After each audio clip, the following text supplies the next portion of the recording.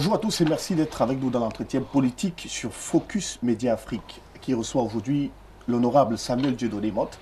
Bonjour, bienvenue. Bonjour Romaric, merci de m'inviter pour la première fois dans votre nouveau studio. Ravi de vous avoir. Je vois également que vous avez aussi voyagé comme votre père. Alors depuis le 18 mars 2019, vous avez abhorré vos attributs comme député du RDPC à l'Assemblée nationale du Cameroun. 7 mois plus tard, quelles actions avez-vous déjà menées au profit de vos populations? Quel est votre bilan actuel? Disons, 7 mois plus tard, c'est difficile de parler d'un bilan. Le bilan, il se fera d'ici à 5 ans, et peut-être même au-delà, parce que quand vous engagez dans la vie publique, vous ne l'engagez pas pour le court terme. Oui. Vous travaillez très souvent pour les générations qui vous suivent.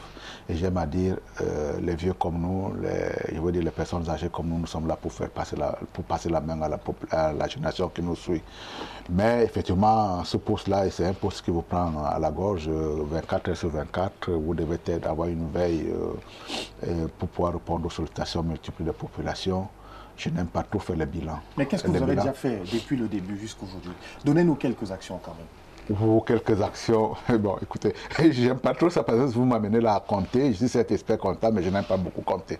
Bon, maintenant, globalement, on s'est occupé de Covid dans ma localité. J'ai fait un certain nombre de descentes dans les localités.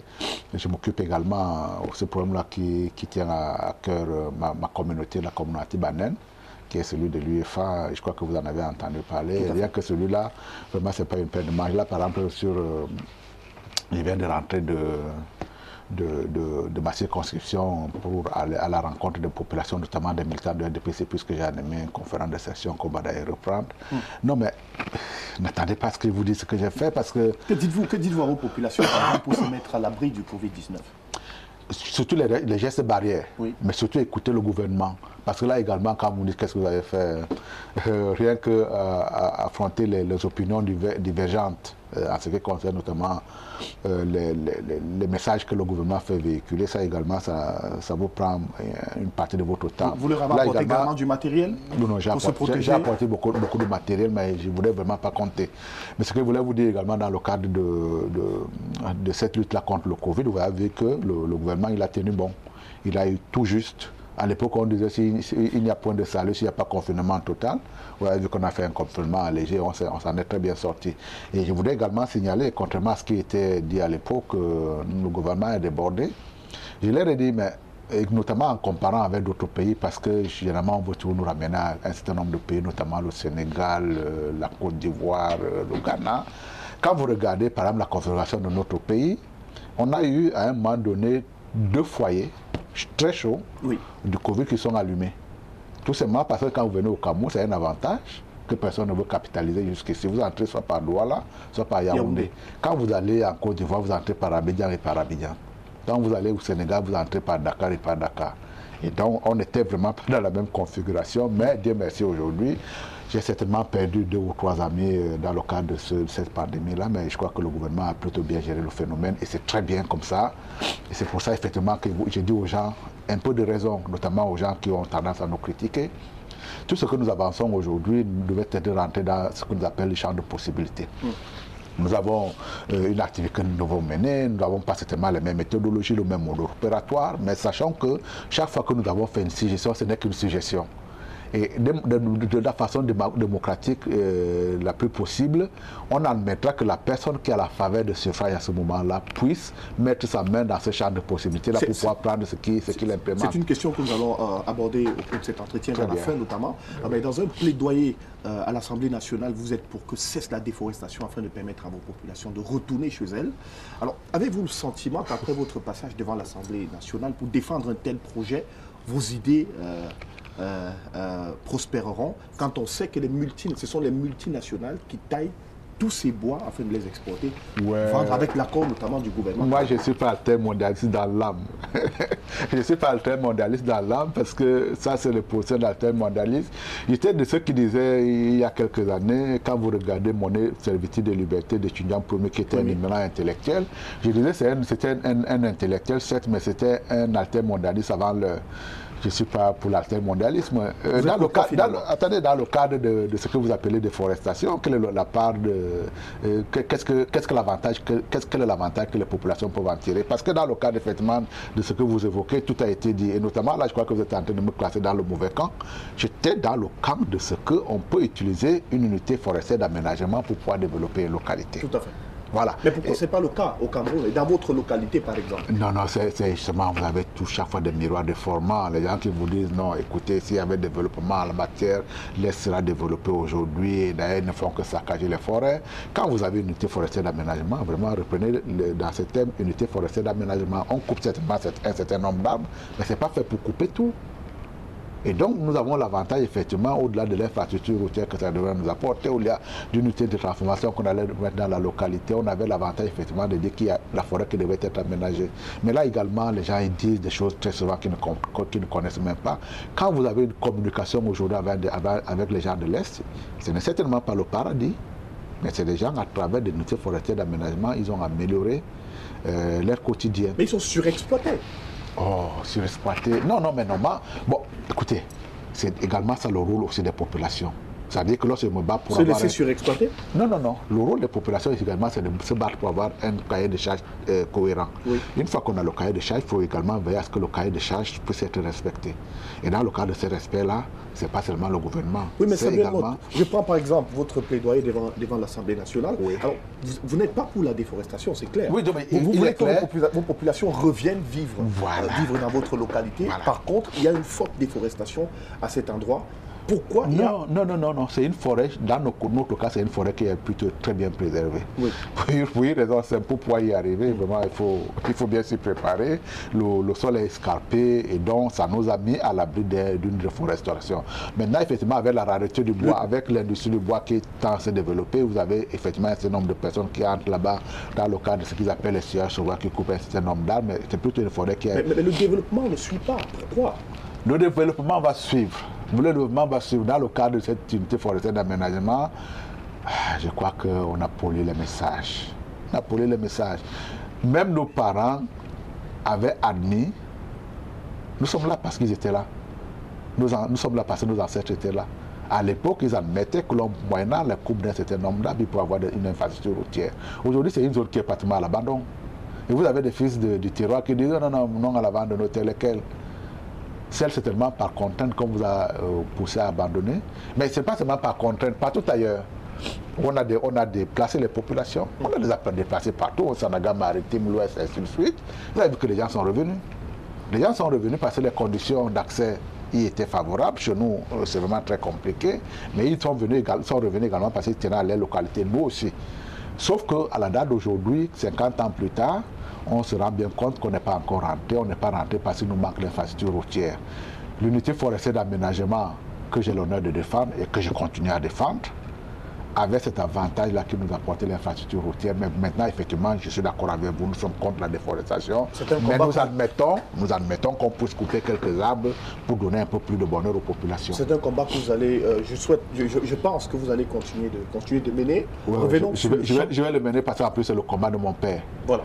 Revenons sur le champ politique. Qui, en 1973, pensait qu'effectivement, à travers une autre unité de forestière d'aménagement qui était dans la localité pour avoir les 12 km de route tracée, il est mort 2 ou 3 mois plus tard, quand on avait dit qu'on ne pouvait pas le faire parce qu'il n'y avait pas suffisamment de bois. Donc il est mort dans la tristesse. C'est à moi de faire en sorte qu'il puisse être, que je puisse laver cet affront. Père son âme. Alors le président de la République a convoqué les corps électoraux pour la tenue des régionales le 6 décembre prochain. Ouais. Et au sein de votre parti politique, ça va pratiquement dans tous les sens. Il y a d'abord eu la convocation de certains membres devant le Conseil de discipline et des sanctions sont tombées allant de l'avertissement de quelques membres jusqu'à la suspension d'autres pour plusieurs années. Cela a créé beaucoup de frustration au sein du parti, me semble-t-il. On n'a pas été frustré parce que le choix à un moment donné n'a pas été porté à vous. On n'a pas besoin. La politique également, la vue de façon de manière générale nous incite à beaucoup de patience et à beaucoup d'humilité. Effectivement, nous sommes... Vous pensez que certains de vos camarades manquent d'humilité? Peut-être de patience surtout.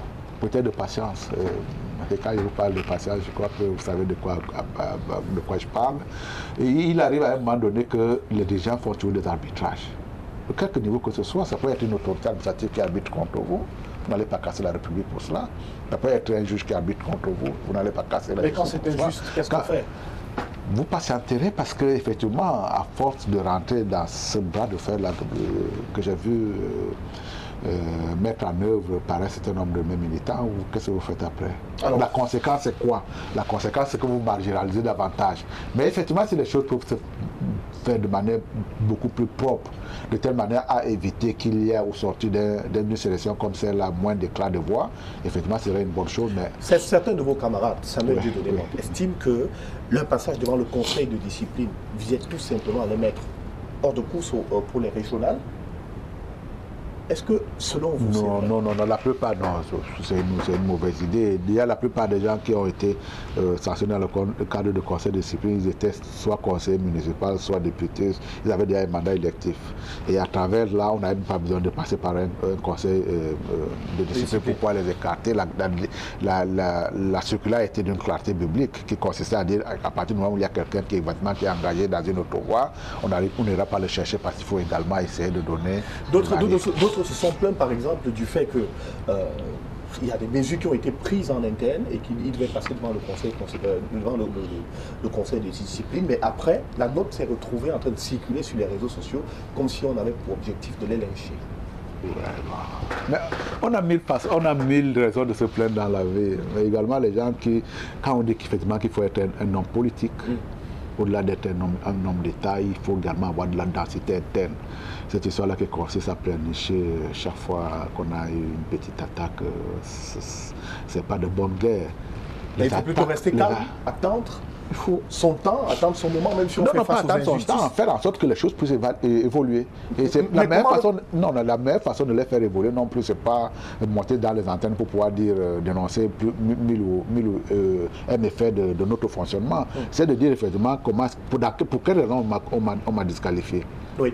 Alors, dans cette disqualification-là également, il y a peut-être une partie de vous. Peut-être vous n'avez pas compris comment le système marchait, vous n'avez pas compris comment l'environnement était, vous n'avez pas intégré un certain nombre de choses dans votre démarche. Vous essayerez de vous corriger. Toujours est-il qu'il y a plusieurs militants au sein du RDPC qui sont frustrés aujourd'hui et qui semblent justement demander un certain nombre de revendications liées au système, au fonctionnement même du secrétariat général. On va en parler dans quelques instants. Je propose qu'on marque une pause. On se retrouve dans la deuxième partie de cet entretien. Tout de suite.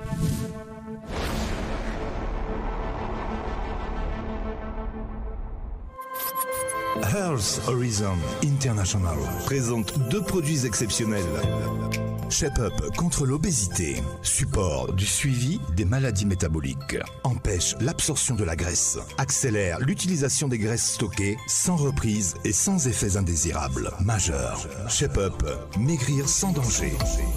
Un second produit 100% bio, Miracleaf, un supplément alimentaire le plus complet 100% naturel, contenant de la chlorophylle, des vitamines, des minéraux, des oligo-éléments, des oméga 3, 6, 9, des hormones. Miracleaf, conseillé pour toute la famille, enfants, adultes et personnes âgées. Je suis Cambi Brillant. Vous voulez être beau et en santé comme moi? Un seul conseil, prenez ça. Infoline 6 55 452 153 ou le 693 04 03 64.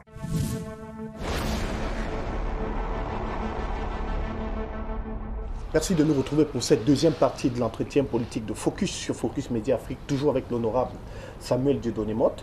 L'une des voix les plus importantes de votre parti politique vient de claquer la porte à Douala. Alphonse Bibéré, membre suppléant du comité central, personnalité ressources du parti de la Sanaga Maritime et non moins frère aîné de l'actuel ministre des Transports du Cameroun, fustige et critique le management du secrétariat général du comité central du RDPC. Alors, pensez-vous qu'il faut changer Jean Kuete à la tête du secrétariat général du RDPC? Il ne m'appartiendra pas, ce n'est pas une élection, mais il ne m'appartiendra pas de me prononcer pour savoir s'il doit être changé. Et nous avons un patron commun, enfin c'est mon patron lui, mais également nous avons quelqu'un qui chapeaute notre organisation, c'est le président de la République, le président national du RDPC. Et donc c'est lui qui connaît les critères dans la ligne, les conditions pour lesquelles il a nommé, les raisons pour lesquelles de son maintien, et ainsi de suite. Mais ce que je voulais vous dire également par rapport à tout ça, c'est que c'est quand même compliqué à un moment donné. Hein. pour la personne qui prend pour une personne qui prend la décision. Et je peux vous dire, quand je vous parle de ça avec le maximum de détachement, je suis passé également par là. Je vais vous raconter une petite histoire. Il y a un responsable administratif, un préfet de ma localité qui me dit un jour, au sortir de 2007, il me dit quelques mois plus tard, parce qu'il voit effectivement que je suis plein d'entrain le concernant, je crois qu'il commence à se poser des questions. Il me dit, mais vous savez, j'ai fait un arbitrage contre vous en 2007. Comment est-ce que vous êtes si gentil comme ça envers moi? Je lui dis, mais monsieur le préfet, un arbitrage, c'est un arbitrage. Il m'a été défavorable cette fois-ci. La prochaine fois, peut-être il me sera favorable. Je suis conscient de ce que, lorsqu'on vous demande de faire un arbitrage, ce sera l'un de nous. Et ce n'est pas parce que ça a été contre moi que forcément vous êtes mon ennemi. On est aujourd'hui, jusqu'aujourd'hui, de très grands amis. Et pourtant, effectivement, dans le cadre de cette bataille de 2007, je pouvais 1000 fois considérer qu'il a contre. Vous voulez-vous dire clairement avec le cas Ce qu'il veut dire, c'est que dans le cas d'une sélection de manière générale, Alphonse Bibéré, dans son cas précis, dans le cas d'une sélection de manière générale, vous avez une panoplie d'élites qui veulent faire quelque chose. Vous avez une panoplie de cadres qui convoitent la même chose. À un moment donné, on utilise certainement un certain nombre de critères qui ne sont peut-être pas partagés de tout le monde, et c'est son cas. Il estime qu'effectivement que les critères qui ont été utilisés pour pouvoir, éviter qu'ils soient sélectionnés, il ne les partage pas. Mais à un moment donné, il comprendra que le secrétaire général du comité central prendra une position. Et encore une dernière fois, pourquoi est-ce qu'il y a une focalisation sur le secrétaire général du comité central? Il y avait une commission nationale, il y avait une commission nationale d'investiture dans laquelle effectivement il y avait un débat, et c'est à l'intérieur de cette commission nationale d'investiture qui n'a pas été sélectionnée. Il a tort de penser que le secrétaire général lui tout seul a pu dire non, je ne veux pas de telle personne. Est-ce qu'au sein du RDPC, vous avez l'impression qu'il existe aujourd'hui une fraction qui veut qu'on change Jean Keita à la tête du secrétariat général de votre parti politique? Je ne crois pas. Je ne crois pas. Mais encore une dernière fois, là aussi, à chaque sélection, vous avez trouvé des éclats de voix. On a tout essayé, on a commencé par les primaires, même les primaires, on s'est rendu compte qu'on passe tout notre temps à nous déchirer, déjà sur le terrain pour pouvoir savoir qui allait être élu, mais une fois que la personne est élue, il n'a pas fait l'unanimité. Hein. Et dans le cadre également des sélections, vous voyez très bien. Vous savez, à titre personnel aussi, je peux avoir des choses à dire dans le cadre de ce processus-là, mais il est terminé. Mais dites-nous. Le processus est terminé. Est-ce que vous avez connu une frustration quelconque? Je n'admets pas dans mon parcours politique d'utiliser ce terme de frustration-là. Même si vous en êtes? Non, j'aurai toujours des ressorts pour pouvoir rebondir. Le plus important, c'est de rebondir. Parce que si vous rentrez dans cette dynamique-là de dire effectivement, à partir du moment où vous avez été heurté dans votre démarche, vous prenez le grand écart. Ce grand écart-là, il peut vous amener très loin. Il faut savoir négocier à l'intérieur de l'organisation pour pouvoir y trouver sa place. Bien entendu, effectivement, mais si jamais je suis contrarié, j'ai des voix en interne pour pouvoir dire là, je ne suis pas d'accord. Mais ce n'est pas de dire je suis contre telle ou telle personne. Et effectivement, un certain nombre de décisions qui sont prises, qui peuvent être à un certain moment contrariants, mais il faut essayer souvent de faire avec et de trouver des ressorts à l'intérieur pour qu'on puisse faire des inversions. Alors, ces régionales ne frustrent pas qu'au sein du RDPC. Une bonne partie de l'opposition également n'est pas d'accord avec l'organisation de ces élections à venir. Le SDF, le MRC n'iront pas, ont-ils fait savoir, avec pour motif la non-résolution de la crise anglophone et la non-révision consensuelle du code électoral. Alors pourquoi l'opposition est difficilement écoutée dans des situations pareilles? Comment ils sont écoutés? Ils sont écoutés. Parce que cette opposition demande effectivement la révision même du système électoral. C'est une cabale, c'est un dilatoire. C'est le bon terme. Pourquoi? Est-ce qu'à l'horizon de demain, là, vous arrêtez la crise du nord-ouest et du sud-ouest? À l'horizon de demain, après-demain. Qu'est-ce qui fait qu'on n'arrête pas la crise dans le nord-ouest et le sud-ouest? Parce que les crises, après le grand dialogue national. Les crises, ce n'est pas nous qui arrêtons. Ce n'est pas le gouvernement qui arrête, ce n'est pas le RDPC qui arrête les crises. Qui arrête? C'est les conditions c'est les sécessionnistes? Non, c'est les conditions dans lesquelles le conflit se passe sur le terrain qui fait qu'à un moment donné, il peut être arrêté ou ne sera pas arrêté. Mais ça se passe par le dialogue, Samuel Mott. Et ce dialogue, on l'a fait à Yaoundé, on a dialogué, mais écoutez, mais c'est bien le même message qu'on tenait à l'époque. Nous, on n'a pas changé de position. On ira certainement au grand dialogue pour pouvoir montrer que nous sommes disposés à négocier, à dialoguer. il ne vous a pas échappé qu'il y a une partie de cette frange-là, des gens qui s'attaquent à la République au nord et au sud-ouest, qui ont dit qu'ils ne viendront pas. Ils n'étaient pas là. Et comme ils ne sont pas là, on peut bien imaginer qu'ils vont continuer leur velléité. Et ce n'est pas à la République, ce n'est pas à l'armée d'abandonner les armes. On peut admettre, pour essayer de paraphraser Christian Toumi, on peut admettre une guérilla sans armes, mais on ne peut pas admettre une armée sans armes. C'est des gens qui doivent désarmer prioritairement, on leur a donné des ressorts pour cela. Est-ce que vous pensez, Samuel Mott, qu'il est urgent d'organiser les régionales sans avoir résolu la crise anglophone? Vous ne pouvez pas. Mais là également, Romaric Tendamé, vous voulez peut-être me choquer? Non. Une crise comme celle-là, elle n'a pas vocation à être arrêtée dans les 2 ou 3 mois. Pas à horizon de 2 ans, pas à horizon de 3 ans. On va traîner avec cette crise. C'est pour ça qu'on disait aux gens, il ne faut pas commencer. Est-ce que les élections qui vont se dérouler là-bas seront... Est-ce qu'il y aura élection? C'est pour ça qu'on disait aux gens, la République, avec ce mécanisme, doit être respecté de telle manière à éviter qu'on crée ce genre de phénomène. Parce qu'une fois que vous les avez créés, vous n'avez plus les ressorts nécessaires pour pouvoir l'arrêter. Et dans ce qui se passe au nord-ouest et au sud-ouest, ce sera le rapport de force qui va arbitrer. N'ayez pas le sentiment qu'il y a quelqu'un qui va renoncer. Les sociétés ne veulent pas renoncer, ne demandez pas à l'État de renoncer. Si le président de la République renonce... Donc du coup, on est à la guerre comme à la guerre. Exactement. Si le président de la République renonce à faire le travail qui est le sien, c'est-à-dire que défendre l'intégrité territoriale, c'est la cour martiale directe. Il n'a pas d'autre solution. La seule solution également qu'il peut dire, c'est de dire j'ai la main tendue. Dans le cadre de la commission qui a été montée pour la démobilisation et la réinsertion, il faut que les gens essaient effectivement de profiter de cette main tendue-là pour pouvoir le faire. Mais écoutez, quand vous avez les conditions dans lesquelles on assassine les gens au nord sur le sud-ouest, vous voulez que le président de la République dise à un moment donné, pour la paix des braves, je peux admettre que le Cameroun puisse être divisé en 2. On lui donne, la Constitution ne lui donne même pas cette possibilité. Donc, sa mission première, c'est de défendre.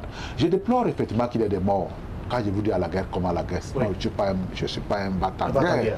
Mais la situation telle qu'elle est posée aujourd'hui, sincèrement, je crois que c'est le plus fort qui remportera. Il ne faut pas imaginer que ça peut se passer différemment. Mais comment comprendre qu'un conflit comme celui du Nord et du Sud-Ouest dure autant d'années sans qu'on ait trouvé une solution pour le résoudre complètement? Parce que ça fait plus de 4 ans. Quelle est la solution? Ça fait souffrir les familles, ça fait souffrir pas que ceux du Nord et du Sud-Ouest, mais également ceux qui sont dans le littoral, dans le centre, un peu partout. Comment la seule chose, je vous concède, qui peut faire en sorte que le conflit ne perdure pas, c'est la négociation.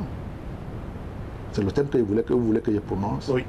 Sauf qu'aux premières heures de ce conflit-là, on a chaque fois essayé de négocier.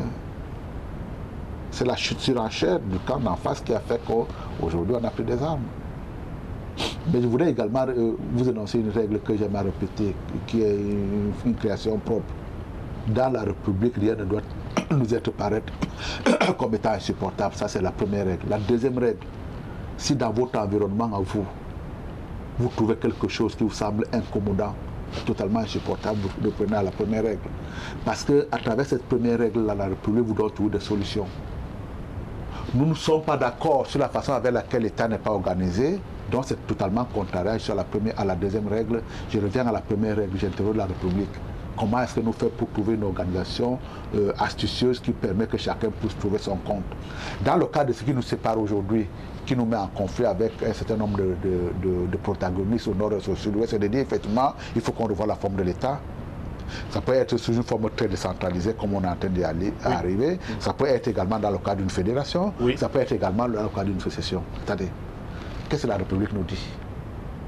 Vous en faites des éléments de campagne. Parce que le pouvoir majoritaire, c'est celui qui doit être implémenté. Attendez, c'est ça qui doit être implémenté sur le terrain et non pas en prenant les armes. Nous considérons que, enfin, ils ont le droit de dire, nous considérons aujourd'hui que l'État tel qu'il est centralisé, très jacobin, ne donne pas beaucoup d'efficacité d'intervention sur le terrain. Très bien. Nous attendons une campagne. Or, il y a des tenants, des aboutissants, il y a des tenants de cette théorie-là qui veulent que l'État soit jacobin. Attendez, Romaric.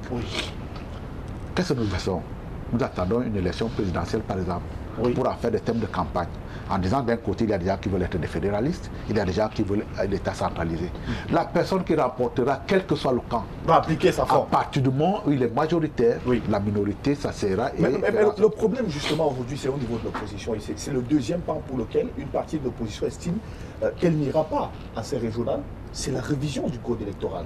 Élections Cameroun a également dit qu'il faut résoudre la question du code électoral. Pourquoi refuser de résoudre le code électoral? Parce que fondamentalement, mais là également, est-ce que c'est pas parce que ça, est-ce que c'est pas parce que ça profite au RDPC d'abord? Vous trouvez le code électoral acteur très contrariant pour vous. Vous attendez le temps nécessaire pour pouvoir dire voilà le code électoral tel que moi je veux l'implémenter. Et l'un des éléments pour lesquels je voulais que vous me disiez en tant que président de la République, c'est que je vais faire telle ou telle réforme. Quand les gens vous parlent de code électoral aujourd'hui, qu'est-ce qu'ils vous demandent de modifier là-dedans? Pas grand-chose en réalité, parce que notre code électoral, contrairement à ce que les gens m'affirment ici ou là, est l'un des meilleurs au monde. Ça, je peux vous assurer. Je n'ai pas honte de le dire. Quand vous voyez un certain nombre de pieds sur lesquels ils s'assoient, c'est l'un des meilleurs au monde. Le problème là-dedans, c'est qu'il y a des gens qui ont démissionné de leurs propres responsabilités. Il n'y a nulle part au monde un ange totalement asexué qui vient vous organiser une élection. Là, on vous dit, les gens de l'ECAM, c'est d'anciennes tranchées du RDPC. C'est pas faux. À partir du moment où vous êtes dans une fonction officielle, Romaric Tenda, vous oubliez d'où est-ce que vous venez. Devant, Samuel, je vous prends un exemple. Devant le Conseil constitutionnel, il y avait le MRC, dans ses requêtes, avait introduit une requête sur la récusation des membres du Conseil constitutionnel. Et dans cette récusation, pendant qu'il tenait le procès, le nom de certains membres figurait encore sur le site internet du RDPC comme étant membre de ce parti politique. Vous voulez me dire que parce qu'il y a quelqu'un qui a été laxiste à ne pas mettre à jour le site internet d'une organisation. Mais ça, c'est des erreurs qu'il faut prendre très au sérieux. Mais je suis d'accord que c'est désagréable, effectivement, mais je considère que les gars... Mais écoutez, et voilà également quelque chose qu'il faut dire. Chez nous, on dit, quand on a été nommé, on dit j'ai gagné un poste. Non, je suis appelé aux responsabilités. Oui. Parce que dans ce qu'on me demande de faire là-dedans, j'ai une responsabilité première qui consiste à dire est-ce que je défends la République ou je ne la défends pas. Donc ce n'est pas en modifiant quoi que ce soit. Attendez, quand je vous parle politiquement des points de responsabilité, ce qui garantit l'efficacité, la transparence d'un système électoral, c'est le fait que chaque protagoniste a des outils qui lui permettent de sécuriser le vote de ses militants. C'est le seul secret au monde. Il n'y a pas un autre. Oui. À partir du moment où vous avez démissionné à sécuriser le vote de vos militants, vous pouvez vous attendre à quoi? C'est même totalement abject. Quittez votre maison. Vous laissez toutes les fenêtres ouvertes. Et puis quand vous revenez, vous trouvez qu'on a tout raflé. Romaric Tenda, je vous incite à ne pas dire aux voleurs. Parce que vous êtes responsable. Et très souvent même, vous allez avoir l'illusion qu'on a volé alors qu'on n'a même pas volé. Mais aujourd'hui, l'une des choses également qui gêne forcément l'opposition, c'est cette manière d'utiliser les appareils répressifs de l'État pour mater systématiquement l'opposition. On a par exemple le MRC qui a organisé les marches le 22 septembre dernier. Ces militants ont été arrêtés, sont encore détenus en ce moment et les avocats ne parviennent pas à avoir accès à leurs clients. Et on parle aujourd'hui des droits de l'homme qui sont effectivement bafoués au Cameroun du fait que ces avocats ne parviennent pas à entrer en contact avec leurs clients qui sont détenus dans différents endroits dans le pays. Qu'est-ce qui fait qu'à chaque fois que l'opposition organise une manifestation ou une marche, elle est systématiquement frappée dessus? Non, ne sont pas systématiquement. C'est pour ça que je voulais vous dire également les partis d'opposition manquent de vision. À partir du moment où vous sortez d'une élection, vous avez totalement été irresponsable, c'est de 2018 par exemple, et que vous commencez à inciter les gens en disant que descendez dans la rue pour défendre une victoire que vous n'avez absolument pas gagnée, c'est très bien parti pour qu'on vous donne le crédit de la bonne foi quand vous voulez organiser une manifestation derrière. Hein, parce que c'est la loi. Et toutes les lois elles sont faites comme ça. On vous dit effectivement que vous êtes libre de faire telle ou telle chose, mais il y a un article plus loin, un alinéa plus loin, on vous dit effectivement il y a une limitation à cela. C'est quoi la liberté? C'est cette possibilité-là qui nous permet de faire tout ce que nous voulons, ou tout au moins de faire ce que nous voulons sans contrainte. Est-ce que Romaric Tenda, est-ce que vous êtes libre de sortir de chez vous un matin et ne pas saluer votre voisin? Si. Vous êtes libre. Mais après, la société va vous étiqueter comme étant un garçon impoli. Oui, mais est-ce que les marches... La morale voudrait que, lorsque vous sortez de votre maison le matin, que vous saluez. Donc vous perdez à cela votre liberté. Alors, l'opposition estime que les marches sont constitutionnellement actées. Attendez, mais vous ne m'avez pas laissé terminer. Oui. Et là, c'est la morale qui vous reprime, qui vous repréhende de n'être pas impoli. Ce qui veut dire que la notion même de la liberté, elle doit être mise entre parenthèses à la lumière de ce que nous vivons dans notre environnement. Et là, quand je vous parle uniquement des problèmes de morale, c'est la morale. Oui. Et un peu plus loin, quand les enjeux deviennent énormes, importantes, qu'est-ce qu'on fait? On réglemente. Romani, est-ce que vous avez le droit de tuer quelqu'un? Non, du tout. Est-ce que vous avez le droit d'insulter quelqu'un? Du tout. Est-ce que dans notre environnement, à nous, vous avez le droit de dire pédé, homosexuel? Non. Chez nous, oui. Ailleurs, non. Parce qu'à un moment donné, la loi dit je vais protéger un certain nombre de minorités qui sont notamment ce que nous considérons, ce que nous considérons en Afrique comme étant une déviance. Donc, de manière générale, la liberté elle-même, c'est un vain mot. Est-ce que dans quel cadre cette liberté-là peut être exprimée? Dans un certain cas, vous allez aller chercher les limitations dans les principes d'ordre moraux. Dans d'autres cas, vous allez les chercher dans la loi. Et la loi dit ceci chez nous en matière de manifestation d'expression. Samuel, revenons à un aspect très important de cet entretien concernant les dirigeants du MRC qui ont été arrêtés parce qu'ils ont organisé des marches. Parce qu'ils ont organisé. J'arrive. Parce qu'ils ont organisé cette marche du 22 septembre qui était interdite notamment par les autorités. Oui. On a Olivier Bibou-Nissak, le porte-parole de Kamto, qui est arrêté. On a le professeur Alain Foguet qui est arrêté. On a le président du MRC lui-même, Maurice Kamto, qui est dans une forme de prison parce qu'il ne peut pas sortir de son domicile. Est-ce que vous êtes pour qu'on les libère? Je suis pour qu'ils se calment un peu. Pour qu'ils commencent déjà à regarder la structuration de la loi chez nous avant Est-ce que vous souhaitez qu'on les libère? Je ne souhaiterais pas, je l'ai toujours conseillé. J'ai des amis au MRC à qui j'ai dit souvent, écoutez, essayez de lire la loi avant de vous engager. Qui plus est, c'est très souvent des avocats qui connaissent la loi. Mais en toute mauvaise foi, ils vous disent la loi m'autorise la loi m'autorise de manifester. Oui, la loi vous autorise de manifester, mais après avoir respecté un certain nombre d'éléments qui sont également d'ordre constitutionnel, d'ordre légal. Oui, mais est-ce que vous souhaitez qu'on les libère? Si vous sortez de ce cadre-là, je souhaiterais effectivement qu'on nous laisse travailler dans une liberté, dans une quiétude qui fait que demain, on ne va pas me dire que l'ordre constitutionnel dans une république a changé parce qu'il y a un certain nombre de personnes qui se sont levées. Quel conseil donnerez-vous à gens du MRC qui ont été arrêtés, qui continuent d'appeler Maurice Kamto président justement, mais voyez, moi je n'ai pas voulu parler de ça. Le président élu, c'est celui qui a été programmé par le Conseil constitutionnel comme ayant été élu. Pas seulement qui a été proclamé, mais c'est également le président qui a été reconnu comme tel au sortir des urnes parce que le Conseil constitutionnel n'est là que pour pouvoir appeler les constatations des bureaux de vote. L'ONU vient de demander qu'on libère Maurice Kamto et qu'on libère toutes les personnes qui ont été arrêtées dans le cadre des marches du 22 septembre. Est-ce que vous êtes pour qu'on les libère? Je ne suis pas au courant de cette déclaration, mais il en va ainsi. Je veux dire, ça, c'est certainement l'organisation qui s'occupe des droits de l'homme dans les postures de demande qu'on libère les gens. Et vous, est-ce que vous voulez qu'on les libère? Je ne vais pas plaider pour eux, effectivement, mais je suis contre de manière générale que l'on puisse entraver les libertés des uns et des autres. Mais, attention, le fait effectivement de se sentir libre peut également avoir des répercussions sur ma propre liberté. Et c'est pour cette raison-là que je demande aux gens du MRC effectivement d'être à cheval par rapport à la loi. S'ils veulent faire évoluer la loi, effectivement, on a des mécanismes constitutionnels pour pouvoir faire évoluer la loi. Vous ne pouvez pas admettre dans une société que des gens vous disent on va faire une démarche insurrectionnelle pacifique. Déjà, les deux mots sont totalement en dichotomie. Quand vous commencez à parler d'une démarche insurrectionnelle, il n'y a jamais de pacifisme là-dedans parce que vous allez vous attendre à une de certaines résistances des gens qui défendent également les institutions. Sortons très vite de cet entretien. Une dernière actualité qui fait les choux gras de la presse en ce moment. Désormais, les utilisateurs de téléphone au Cameroun vont devoir payer des taxes.